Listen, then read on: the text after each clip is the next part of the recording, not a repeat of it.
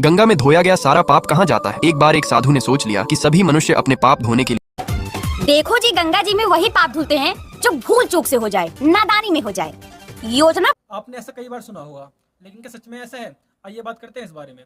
तो जो हिंदू धर्म का सबसे पवित्र ग्रंथ है, श्रीमद् भगवत गीता, इस ग्रंथ के अध्याय नंबर 2 के श्लोक नंबर 47 में लिखा हुआ है कि कर्म करना इंसान का अधिकार है, फल की इच्छा उसे नहीं करनी चाहिए, लेकिन फल तो उसे मिलके ही रहेगा।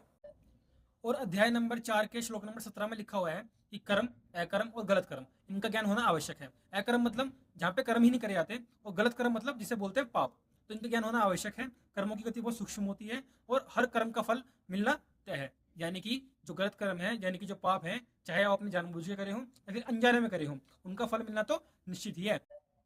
तो क्या इसका मतलब ये है कि गंगा जल में स्नान करना, यज्ञ करना, पूजा पाठ करना, हवन करना सब बेकार है? नहीं दोस्तों, ऐसा नहीं है। दरअसल क्या होता है, जब आप यज्ञ करते हो, पूजा पाठ हवन करते हो, गंगा जल में स्नान करते हो, तो इससे आपका जो मन है वो पवित्र होता है। उससे क्या होता है, जो इंसान गलत कर्म करने वाला है उससे वो बच सकता है। ये होता है यज्ञ करने से, पूजा पाठ हवन करने से। लेकिन कर्मों का फल तो मिलना निश्चित ही है, इसलिए कर्मों से भागा नहीं जा सकता।